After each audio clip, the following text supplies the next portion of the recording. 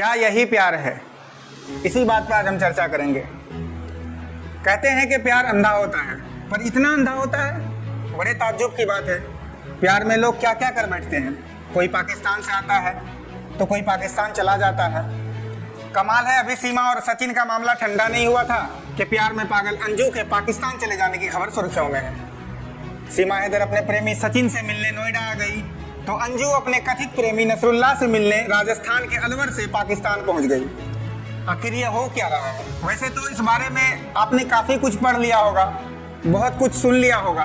हमारा मोटिव भी यह नहीं है कि हम फिर से इस घटनाक्रम को आपको बहुत डिटेल में बताएं, लेकिन फिर भी इस वाकये को एक बार फिर से समझना इसलिए जरूरी है क्योंकि तभी हम इस बात की पड़ताल कर पाएंगे कि ऐसा हो क्यों रहा है।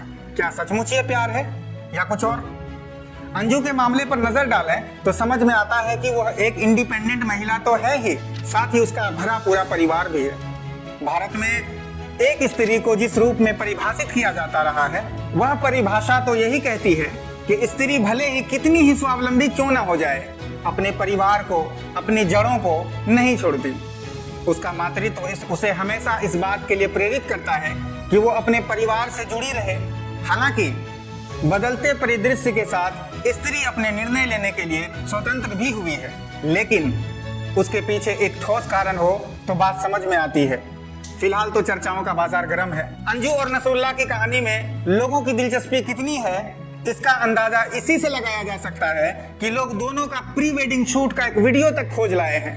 आखिर ऐसा क्या है कि जो उसे संभालने और सहेजने के बजाय जो नहीं है उसे पाने की छटपटाहट बढ़ रही है? ऐसा क्या है जिसने पारिवारिक जीवन की शांति को लील किया है? ऐसा क्या है जो किसी भी स्त्री या पुरुष को परिवार की संस्था के बाहर जाकर नया रिश्ता बनाने के लिए धकेल रहा है? जी हाँ, धकेलना शब्द इसलिए यूज किया है क्योंकि इस तरह के निर्णय लेना कभी भी आसान नहीं होता। मन में बहुत सी जद्दोजहद चलती है और उसके बाद इंसान किसी नतीजे पर पहुंचता है। आज की जीवन शैली कुछ हद तक इस तरह की घटनाओं के लिए जिम्मेदार है। वैसे तो जीवन में प्यार और सुकून पाने का सबको हक है, लेकिन एक हद सभी के लिए होनी चाहिए, चाहे वो स्त्री हो या पुरुष। हम इस बात की तह में नहीं जा रहे हैं कि अंजू ने ऐसा करके सही किया या गलत, लेकिन फिर भी इस तरह की घटनाओं को ध्यान से समझने की जरूरत है। इस तरह की घटनाओं के पीछे का मनोविज्ञान समझे बिना हम किसी नतीजे पर नहीं पहुंच पाएंगे। आइए पहले देखते हैं कि क्या हुआ। पिछले कुछ दिनों से भिवाड़ी की अंजू और पाक के नसरुल्लाह का वीडियो वायरल हुआ है। पाकिस्तान न्यूज चैनल के हवाले से यह कहा जा रहा है कि अंजू ने धर्म परिवर्तन कर इस्लाम अपना लिया है और नसरुल्लाह से निकाह कर लिया है। गौरतलब है कि अंजू वीजा लेकर पाकिस्तान गई है और वहां नसरुल्लाह के घर में ही रह रही है। उसके पति और परिवार के अन्य सदस्यों के बयान पर नजर डालें तो यही समझ में आता है कि अंजू ने पाकिस्तान जाने के लिए झूठ पर झूठ बोले हैं।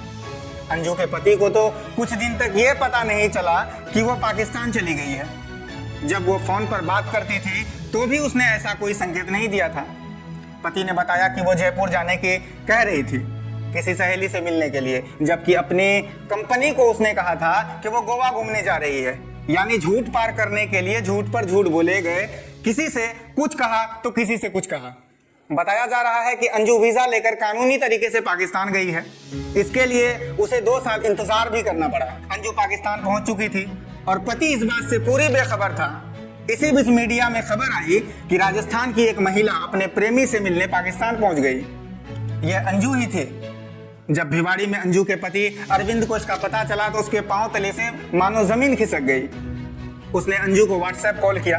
अंजू ने उसे बताया कि वो पाकिस्तान में के लाहौर में अपनी सहेली के पास है। अंजू ने यहाँ भी सच्चाई छुपाई, जबकि पाकिस्तानी मीडिया के हवाले से बताया जा रहा है कि 22 जुलाई को ही नसरुल्लाह उसे पाकिस्तान में खैबर पख्तूनख्वा के जिला दीरबाला में अपने घर ले आया था। पति अरविंद ने जब उसे वापस आने के लिए पूछा तो अंजू ने उसे मीडिया से दूर रहने के लिए कहा और कुछ कागजात संभाल के रखने के लिए भी कहा। अरविंद कुछ समझ नहीं पाया कि वो किन कागजातों को संभालने की बात कह रही थी। अरविंद ने जब अंजू से पूछा कि क्या उसने पाकिस्तान में शादी कर ली है तो अंजू ने कहा ऐसा कुछ नहीं है, ये सब अफवाह है। जबकि पाकिस्तानी मीडिया के अनुसार अंजू ने पत्रकारों के सामने स्वीकार किया है कि वह नसरुल्लाह से प्यार करती है।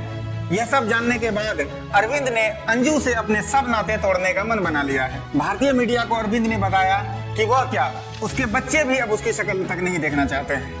बेटी को तो उससे बहुत घृणा सी हो गई है। अंजू के पीहर वाले भी उसकी इस हरकत से बहुत शर्मिंदा है और उनका कहना है कि इस तरह रिश्ता तोड़कर देश छोड़ने के बाद अब उनका अंजू से कोई संबंध नहीं रहा है।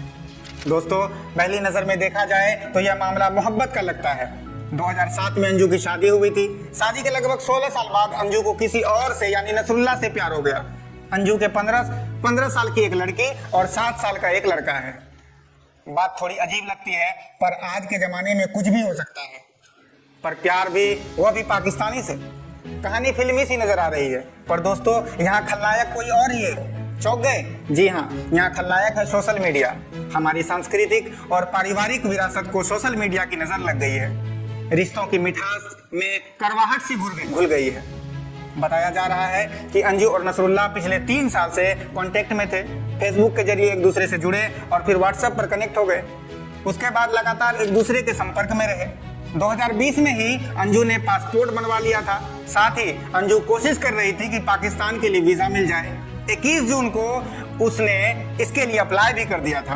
बिना देखे, बिना एक दूसरे को महसूस करे, आभासी दुनिया के जरिए भला कैसे कोई रिश्ता जुड़ सकता है। सोशल मीडिया धीमे जहर की तरह है जो धीरे धीरे बुद्धि को मंद कर देता है। जब आदमी सही और गलत का सोच नहीं पाता और आभासी दुनिया को सच मान बैठता है तो इस तरह के रिश्ते बन जाते हैं। इस तरह के रिश्ते में कितनी गहराई हो सकती है ये हम सब समझ सकते हैं। कई सालों का रिश्ता, मातृत्व का एहसास सब भुला दिए जाते हैं और एक अनजान व्यक्ति के भरोसे देश छोड़ दिया जाता है। इसे हम क्या कहेंगे?